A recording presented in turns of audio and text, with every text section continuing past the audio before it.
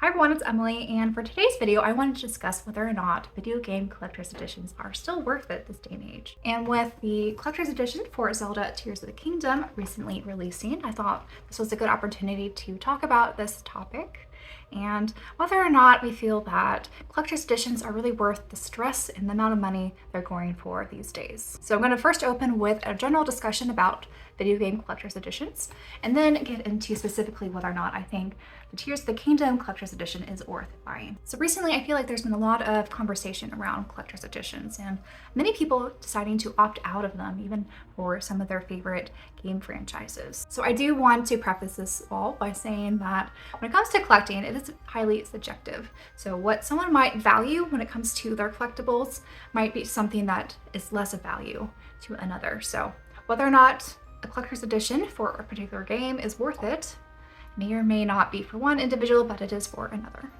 Now, when it comes to my collecting, I try to buy collector's editions of franchises that are sort of my top favorites. And whenever possible, I do also like to pick up individual games that become one of my favorites. And sometimes this is really difficult with how the pre-order process and selling out works, especially nowadays. I can list a lot of examples of just how stressful the pre-ordering process and trying to obtain a lot of these collector's editions before they even get reviewed or hit the market. One of these is with Xenoblade Chronicles 3.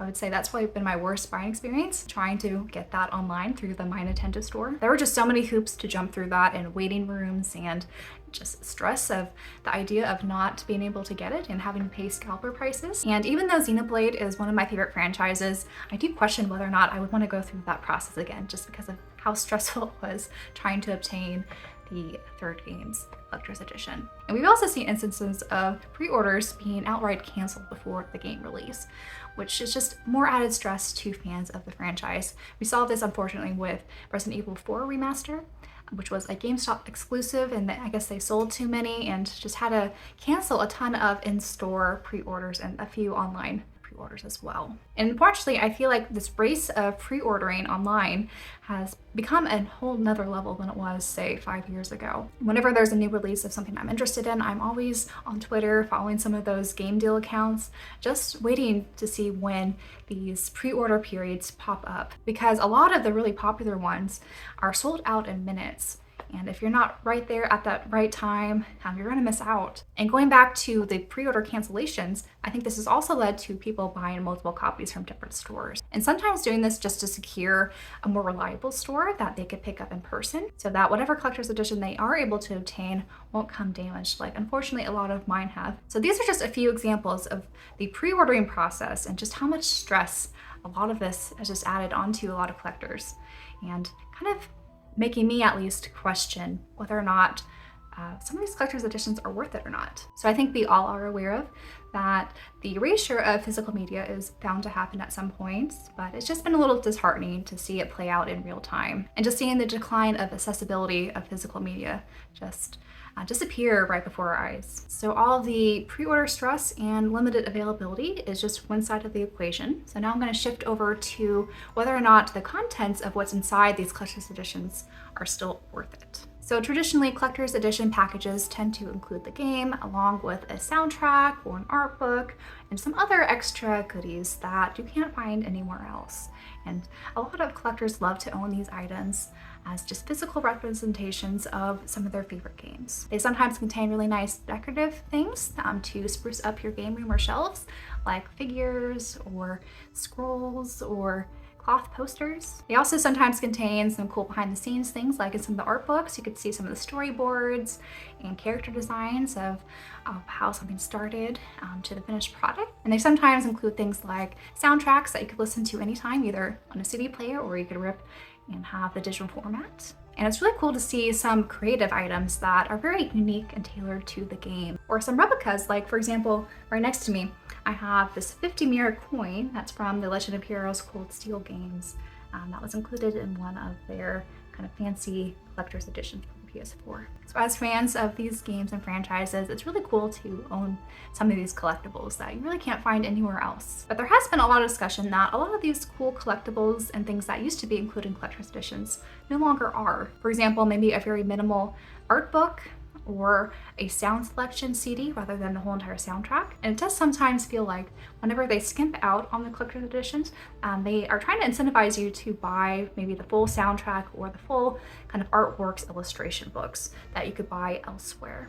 As a collector, I sometimes wonder whether or not it's really worth buying some of these editions that really don't contain the full package.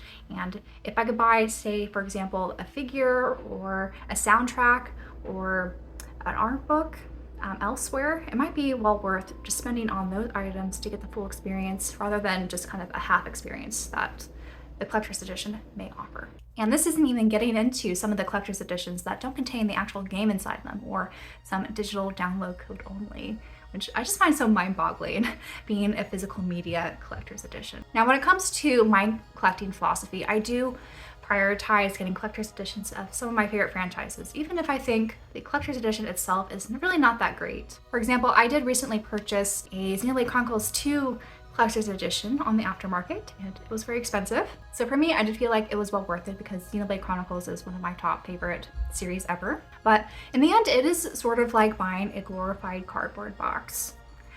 Very expensive cardboard box, because that's how I'm displaying it right now. And it does include some things like a art book, which you can import a very nice one from Japan that I'm not sure how much overlap there is in the drawings, but there is probably some overlap. And you can also just buy the full soundtrack instead of just the limited selection that was included in that collector's edition. So these are just a few things that I think about when evaluating collector's editions and whether or not I think it's worth purchasing for me. But there are a lot of other important factors I didn't get into, such as space limitations, especially with how large some of these boxes are in these collector's editions, as well as evaluating price and whether or not it's worth buying on day one, and if you're going to play the game on day one or if it's just going to go sit in your backlog. But now I'm going to get into evaluating the Zelda Tears of the Kingdom collector's edition. So this guy is humongous.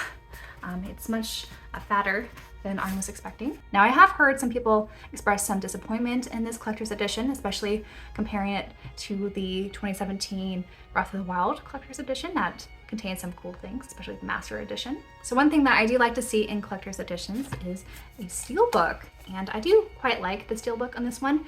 It's not as colorful as the box art, which they also conveniently do include as well. I hate it when collector's editions don't include the standard case and just have the steelbook only.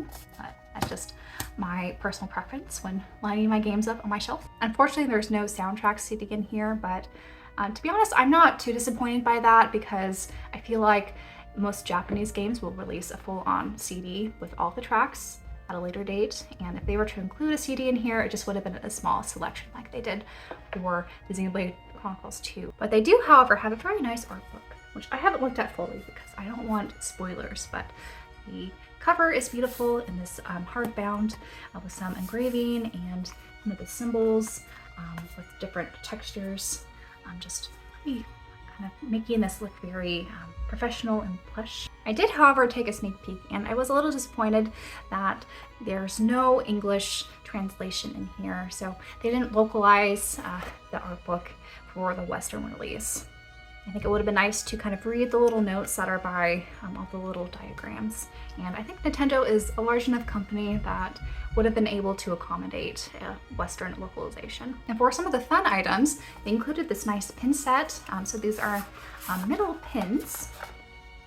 And I'm not far enough in the game to recognize what these represent, but I'd say the quality is pretty nice, and I have been looking to display some of my game-related pins on the pin board. I just need to pick one out. That will work. But yeah, this is nicer than some of the acrylic pins that Nintendo has been releasing for their My Nintendo Rewards. So I'm pretty satisfied with this. And last but not least, they included a steel poster that came in this art box to make sure it doesn't get damaged. That's why I think this package was just so huge. So this is just the cover image, but I think it turned out nicely, and they included a magnet that you're able to stick on here, and there's a sticker here, so you can put it on your wall if you'd like to hang it up that way. So I did like how unique this was, and I think it's gonna look really nice on my shelves. Is how I'm planning to display it. So I think the big elephant in the room about this collector's edition is just how expensive it was compared to some of Nintendo's previous collector's editions. So it was $130 and the base game was $70. So the question is this worth the price? So again, this is going to be a very subjective evaluation, but for me personally, I think this is well worth the extra $50. So you do get 4 premium items. I think especially the art book and the steel poster are the highlights of this collector's edition. And I do quite like the steel book and the metal pins it came with as well. It is a bit on the pricier side, but if you were to buy these individually, so for example, the art book, I would have easily been maybe $25, $30. And the steel poster would have been maybe $10, $15, depending on how much markup. If they were to sell this as merchandise. So I think it does easily make up the $50 when breaking it down like that. But of course, if these extra items don't interest you, then this collector's edition might not be worth it. I haven't had a chance to dive too deeply into Tears of the Kingdom yet, but what I've played so far has been a lot of fun, and I love being back in Hyrule and just all the exploration and endless possibilities when it comes to a lot of the creative elements they introduced in this version of the game. It's just been a lot of fun to explore. I do feel like this is going to be a very slow burn game for me, one that I pick up on occasion and not rush through, sort of like what I did with Breath of the Wild. And I definitely haven't done much in the mainline story. I've been focusing more on the shrines and just exploring the different areas to fill out the map. But even though it is a bit of a gamble whenever you're pre-ordering a game, especially a collector's edition, I'm really glad that I decided to pre-order this Zelda Tears of the Kingdom Collector's Edition, because I think it's gonna become one of my favorite games released on the Switch. And I would have been a little bit sad if I missed out. So to wrap up this video, I'd love to hear your guys' thoughts when it comes to evaluating collector's editions and whether you think they're still worth getting today or not. And what things do you like to look for when picking out or selecting a collector's edition to pre-order or purchase? I'd love to hear your guys' thoughts. And if you've been playing Tears of the Kingdom, I'd love to hear how it's been going so far. If you've been taking your time with it like I have, or if you've been playing it nonstop and gotten quite far. But that's all for today, and until my next video, bye guys.